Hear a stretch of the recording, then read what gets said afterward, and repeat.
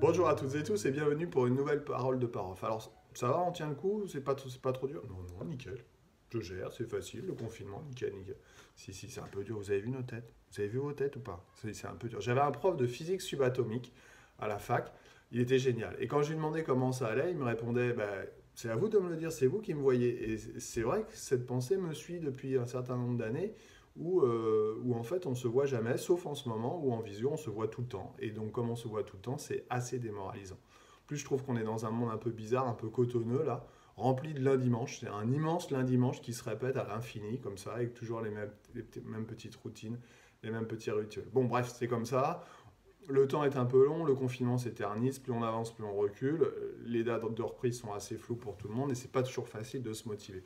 Alors nous adultes, on a déjà du mal à trouver des points de repère, des motivations, des dates fixes, des objectifs. Alors nos jeunes, pensez donc, depuis le retour des vacances, c'est un peu chaud quand même, je trouve. Tout le monde est un peu en train de lâcher prise, les grands, les petits. Alors il faut essayer de garder la patate, hein. Il faut essayer de garder la patate, de garder un semblant de rythme, de trouver ou de retrouver l'envie de faire des choses et de travailler pour l'école notamment. Et pour ça, il faut arriver à définir des objectifs. La définition d'objectifs, proches ou lointains, est particulièrement importante pour garder le moral, pour garder la fraîcheur, pour garder la foi, sans croyance religieuse aucune, bien sûr. Nous devons, adultes et jeunes, et nous adultes, nous devons aider les jeunes à trouver des objectifs immédiats, quotidiens, mais aussi des objectifs à court terme, à moyen terme et à long terme. Alors, des petits conseils, des petites astuces pour chaque jour déjà, essayer de définir un objectif positif, un point positif, un événement positif. C'est pas toujours facile, mais ça peut être des petites choses. Ça peut être l'apéro du soir, voilà. Alors pour les jeunes peut-être pas, mais l'apéro du soir, pour nous adultes, pour moi c'est un objectif qui est plutôt assez positif de prendre l'apéro le soir avec ma famille. Je trouve ça plutôt sympa. La gym du matin, regarder sa série préférée, on peut avoir plein de petits points positifs chaque jour. Et puis définir également un objectif positif par semaine. Avoir fini son livre, avoir fini sa peinture ou son grand coloriage. S'être lavé une fois. Objectif spécial garçon. Voilà, s'être lavé une fois dans la semaine. Et puis un objectif par mois. Avoir des abdos de ouf par exemple. C'est pas cette année qu'on va les montrer à la plage, sans doute, mais du coup, ça devient un objectif à long terme, objectif 2021, avoir des abdos de ouf. Toute situation peut s'avérer bénéfique et formatrice, d'une certaine matière. Et cette période de confinement, justement, elle peut permettre aux jeunes d'apprendre à gérer leur quotidien et de définir un planning de vie, de travail, de loisirs et d'objectifs en tout genre. Parce que nous avançons tous avec des objectifs et ils sont nécessaires pour avancer.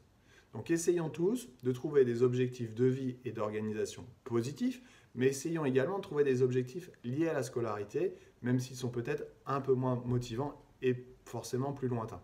Ça peut être compliqué, parce que les notes en ce moment ne comptent plus, parce que l'année est quasi terminée, mais un sportif, quand il s'entraîne, pour les JO notamment, c'est pour dans un an, c'est pour dans 2 ans, dans 3, dans 4.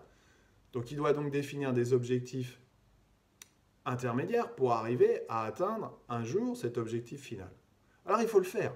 Il faut le faire, il faut regarder plus loin, il faut viser la rentrée de septembre, la fin du premier trimestre de l'année prochaine, le brevet ou le bac au printemps 2021, la rentrée universitaire, les études, en général, une idée de métier. Alors pour les jeunes, vous, ça va vous paraître, il est fou, quoi, c'est hyper lointain, mais en fait, ça va arriver super vite. Et c'est en définissant ces objectifs finaux que vous pourrez trouver des objectifs intermédiaires et donc de la motivation. Quel que soit le niveau de votre enfant, vous parents, le niveau que j'entends, la classe dans laquelle il se situe, il y a toujours des objectifs scolaires à définir de toute façon, que ce soit à court, moyen ou long terme. Et ces objectifs scolaires ne seront atteints que s'il y a entretien intellectuel, comme il peut y avoir entretien physique avec la marche, la course à pied, la gym ou le gainage. Donc conservez cet entretien, régulièrement, seul ou accompagné. Je continue de penser que la vraie difficulté scolaire, c'est pas maintenant, c'est pas en ce moment, ça sera la rentrée de septembre et l'automne prochain. La remise en route et l'adaptation au rythme de travail de l'année suivante. Ça va être compliqué. Alors aujourd'hui, c'est le moment de réviser les bases. Calcul mental, algèbre, identité remarquable, faire un formulaire en physique, faire des fiches, lire son manuel. Il est bien le manuel, ouvrez-le. Rattraper un peu son retard. Prendre de l'avance sur la fin du programme, j'en sais rien moi, mais il faut faire des choses et il faut se donner des objectifs. Si les profs ne vous les donnent pas, trouvez-vous des objectifs perso, faites-les. Faites-vous une grille, faites-vous un tableau. Ou bien, pourquoi pas de profiter de ce temps, entre guillemets, libre, pour éplucher les sites autour de l'orientation, se documenter, lire, réfléchir. J'ai plein de ressources, moi je peux vous les passer, il n'y a aucun problème. Elles sont dans mes petites collections Purchase. Bon, J'ai remarqué bizarrement qu'un ou une ado motivée par un projet de carrière ou d'études réalise une scolarité plus complète et plus épanouie. Bien, comme par hasard. Bon, alors les jeunes, foncez, profitez-en. Mettez ce temps à profit pour construire votre avenir, proche ou lointain, pour vous questionner. C'est pas marrant, je sais bien, mais vous ne le regretterez pas. Vous serez tellement satisfait quand vous aurez atteint ces objectifs. C'est tellement plaisant et grisant. Construisez-vous petit à petit, brique après brique. Et je ne veux plus entendre, dans 15 jours, dans un mois, dans 6 mois, ah j'aurais dû, si j'avais su, j'ai pas fait les efforts, promis je vais m'y mettre. Non, pas de regret, pas de regret, on fonce, et tout ce qui est fait n'est plus à faire. Ça, alors là, moi j'en démords pas, tout ce qui est fait n'est plus à faire.